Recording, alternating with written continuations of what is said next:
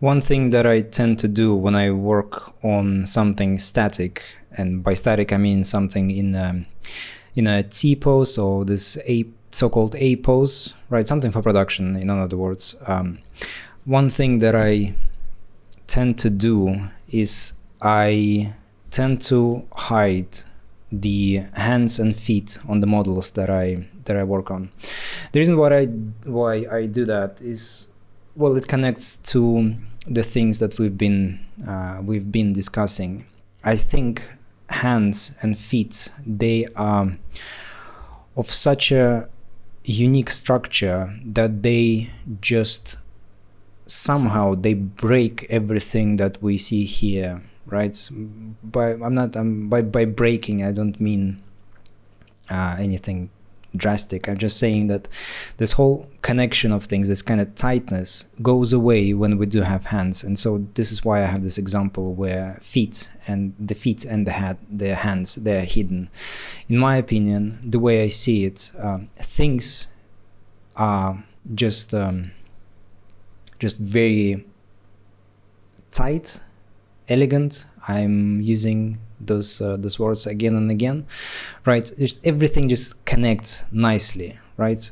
If we unhide the hands and feet, even though in terms of the kind of this mental flow that we see is working better, right? Because we can see almost if we just continue with our eyes, right, to the tip of the fingers, it feels like things are just kind of moving, and there's almost like a oval or a sphere or spherical shape in here, right? So things are just kind of closed as a system in some sense, right? We don't get this feeling when we hide the hands and the feet, and that's fine, because when we work on something static, we don't really want that kind of sensation, right? What we are focused on is the connection of shapes, right? It's the harmony.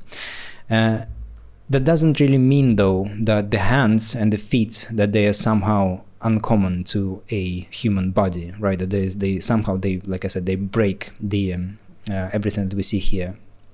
The way I think about the hands and feet is that, especially the hands, it's that they are almost their own world, right? This is the part of the body that is just so expressive that when we put them in such a strange and static pose as this one, it's just, like I said, in that sense, in that case, it does break things, right? Because we don't really see hands in that position. Well, I mean, we definitely see them in that position. I'm just trying to say that hands are more interesting than that. Even when we are standing just relaxed, the hands, they have a much better and much more interesting position than just that. At the moment, everything here is just flat, right? So the fingers, if we look at this plane, just from this view, they create flat structure in here, right? So if I just move like a rectangle close to the fingers, this is just a flat surface. If we relax our fingers, we never get to see this kind of structure. Things are just more interesting, right? The pinky goes kind of inwards, then the other finger slightly less so, right? And continues again, the hand and the fingers continue doing that thing, right? So even when the fingers are relaxed, when the hands are relaxed, they are much more interesting than what we see here. And this is not even such a common pose for a T pose, right? Sometimes we would get to see the fingers just completely straight, right? If we are working in production, and that would be even worse, right? Because we would just literally get to see a plank.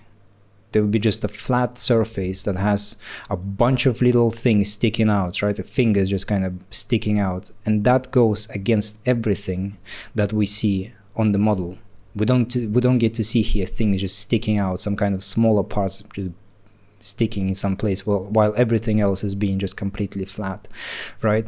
The same goes somewhat for the feet. The feet are not as expressive as expressive as the hands, of course, but it's the position of those elements that can break the model just a little bit. So, for example, here, in my opinion, this foot, I guess, is going just a little bit too sideways, if that makes any sense. So If you enjoy this content or find it useful, please consider supporting me by buying me a cup of coffee via the link in the description.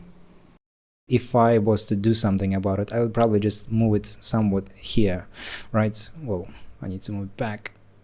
But this way, I would get kind of tighter feel for the whole system, right? It doesn't just kind of spreads out too much into to the side, right? So it's just the position of those elements can make or break the model. And if we are working in production, even that would not be probably would not be allowed. Most commonly, it would be that, right? You would keep the feet completely straight, and in this case, it kind of works, but it depends on the character. It depends on what you're making. Sometimes when you have the feet looking just completely straight, it also breaks the model quite a bit because it just feels unnatural, right? It just feels like something is off about it. This whole element is just too interesting. It's just so dynamic. Everything in here moves, right? The feet can do that. The feet can do that. Not that, but they can do that, right? And every single toe can move as well. So it's such a dynamic little thing that we have with the hands, right? So when we see them in such a static, in such a tense view, in tense position, in my to me at least, it just breaks everything that we see here. It makes it my attention goes to here, and I just feel like the whole character is just too tense, right? So that's why I tend to just just hide the feet, hide the hands, and work just on the body, right? So this way everything is somewhat relaxed in that sense.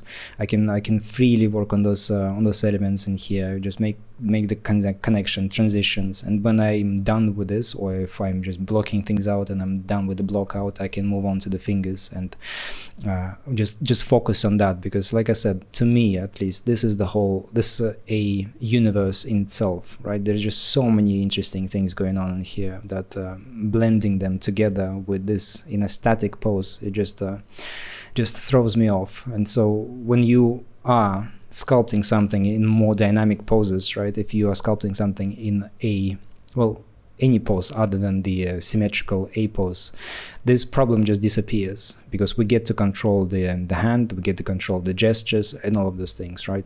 And the other tool, I suppose, when that I use when I'm trying to just observe the shapes and how things are clicking, is the V key. And V key switches those two main colors. It's basically the X in Photoshop, right? When we click, or is it D? I don't remember which one. Is it too many hotkeys to remember? But it's just switching the main colors, right? So if I press V, that will switch it to the black one. So if we had it set to, I don't know, yellow, it would switch to yellow. But by default, it's set to black. And so when I switch to black color, and this material has some specularity applied to it. So if I was working on something, just using one of the clay materials, right, that I use for purely just for working, for sculpting, if I use V, I immediately hide all the details, right, and I get to see just the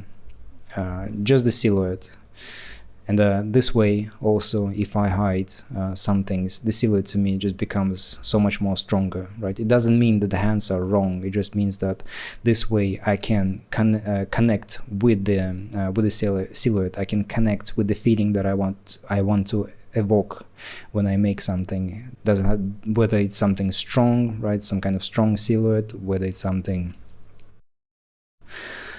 weak, I guess, or just something more dynamic, something more interesting. So this is how I would use this this little tool, right, the V key. So switching it back and forth in this way, kind of refocusing on things and just moving things if they need to be moved, like that, right? Well, not like that, obviously, because this goes against everything that we've been talking about, but just an example.